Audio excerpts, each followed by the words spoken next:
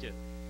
So it's priority 2, and that's basically where we have left off, and that is what we are asking you to vote this evening in the Selectmen's recommended column. Now let's talk about the override. To override to fund the school priority 2 balance, the $40,000. The priority 3, which was $234,610, and small capital was a total of $323,000. In other words, the small capital that we were going to hold off until October. In the override, we've put it back in the override question.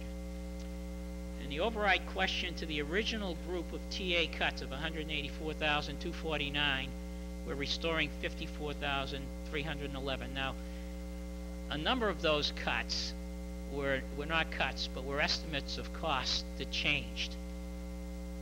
So these are the key items that were in that original budget pass.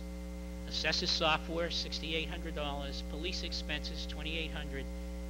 Fire call salary, $6,245. Fire small cap, $5,000. Fire expense, $2,300. Building maintenance small cap, $25,000. DPW salary seasonal, $3,166, and DPW expense, $3,000, for a total of $54,311. And then we looked at the cuts that the board made, getting to phase 1, and we wanted to restore those into the budget. So, trash, we're giving the citizens an opportunity to decide whether they want to pay for the trash as a fee or pay for that portion of it like we have been in the budget. There is a benefit to paying for it in the budget because it's on your tax bill, and your tax bill is deductible on your federal and state income tax. The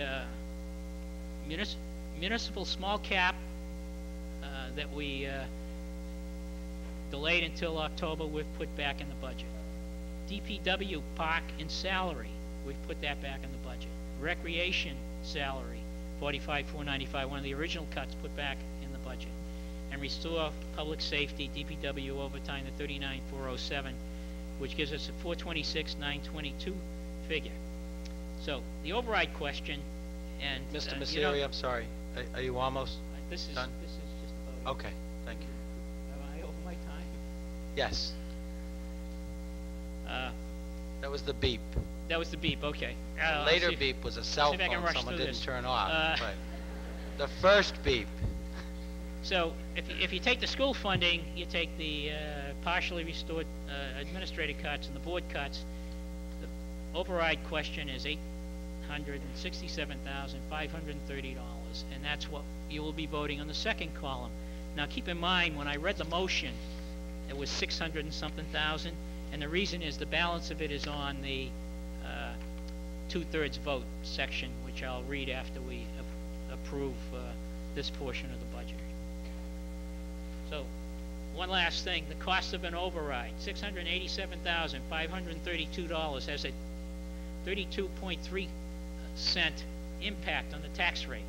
And the formula, if you take your evaluation, land and home, from your tax bill, multiply it by 0.323, divided by 1,000, you'll come up with your tax bill. The average value of a home in North Reading is $504,600, and the cost of this override is $162.99.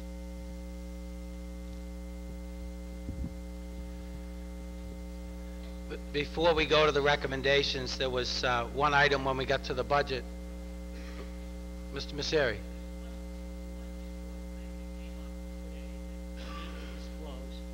And it's not in part of this budget plan, but you need to be aware of it. In the process of rechecking our revenue numbers, we found a mathematical error in the revenue forecast, which yielded, to our benefit, an additional $130,000. That $130,000, the board has voted this evening to recommend that we consider it as just revenue and that we deal with either restoring, which would be my recommendation, money that we took from the debt stabilization fund at our October town meeting.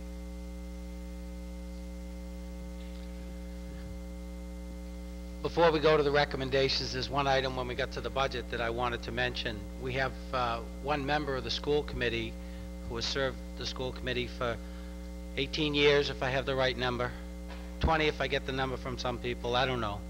A long time. Steve Jervy has decided not to run for re-election, and this will be his last town meeting, at least as a school committee member, so I thought I would recognize Steve. Steve, thank you for all your hard work.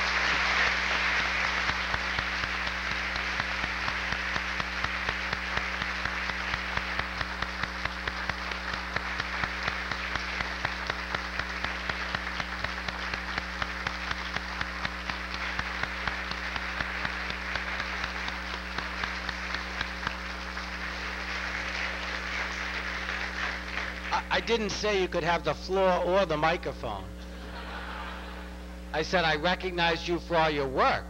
But I'm going to beg your indulgence. It's been a privilege. It's been almost 19 years because I was appointed to fill an unexpired term. That was in June of 1989.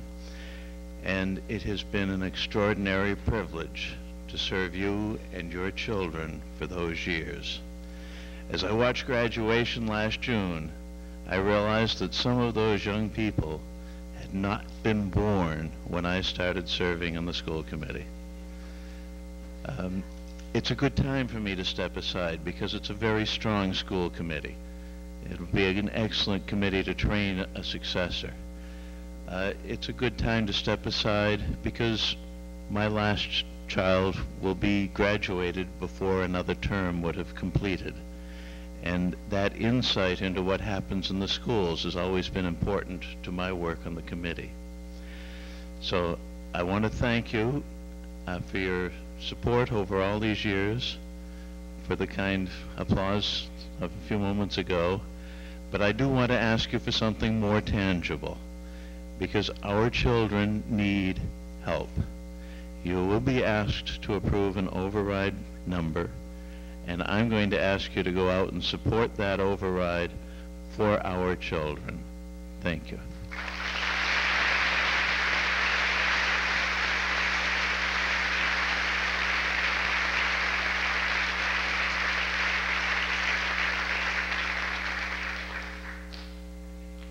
And now, back to reality.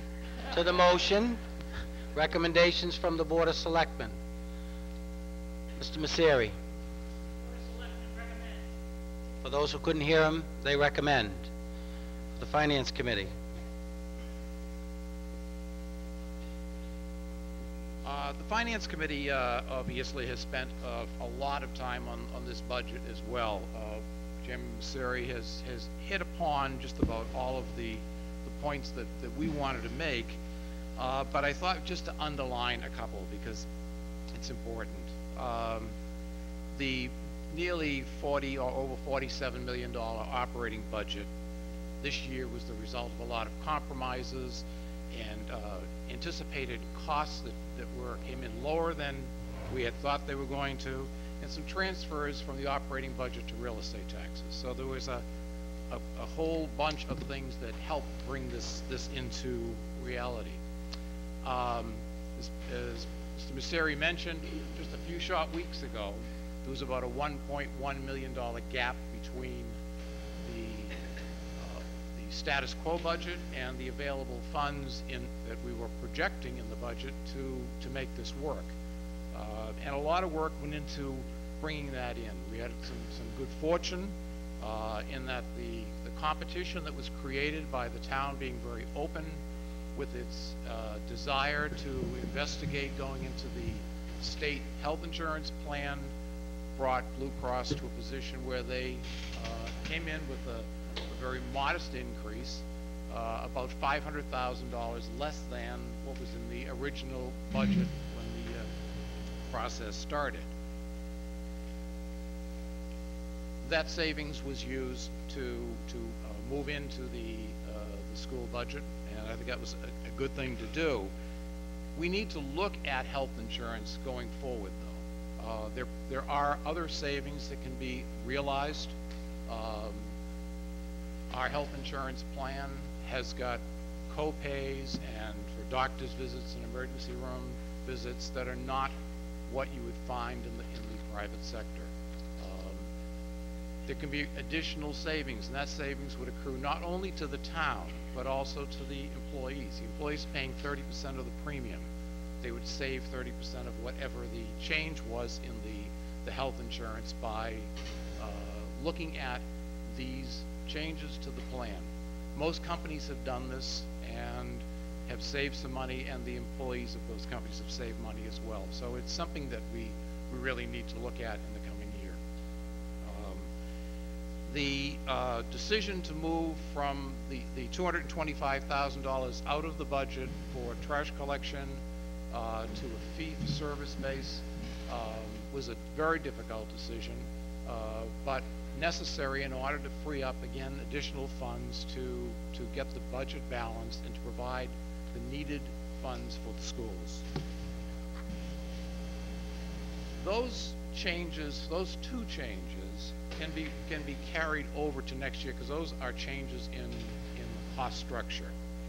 There was another change that took place to make this budget balanced that is non-recurring, and that was a transfer of about $253,000 from the debt stabilization fund to the budget.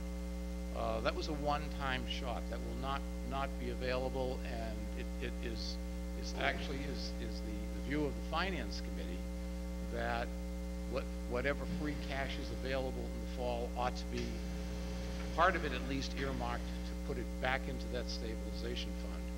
You may remember that stabilization fund was initiated a year ago, or actually last October, and the purpose of it was to provide a funding source for capital needs of the town, for roads, for structures in the town, for equipment that needs to be purchased in the town, to be able to fund those via bonding and have the stabilization fund pay the debt service, the principal and interest on that debt, without adding to the tax burden. So we really need to safeguard that stabilization fund and try to preserve it, because we have long delayed these capital needs, and they have to be attended to. All you need to do is drive around the streets of the town and you can see the condition, or look at the buildings that haven't been painted or haven't been taken care of to know that we need to put something into them.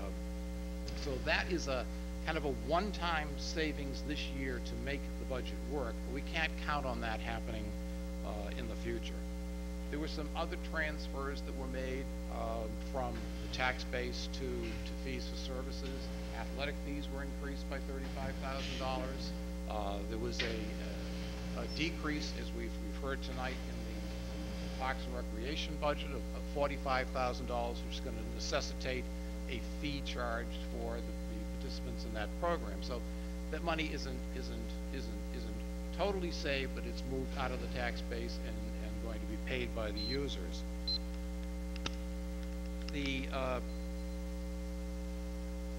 As we look at the budget this year and look at what we went through, we know that next year isn't going to be any easier.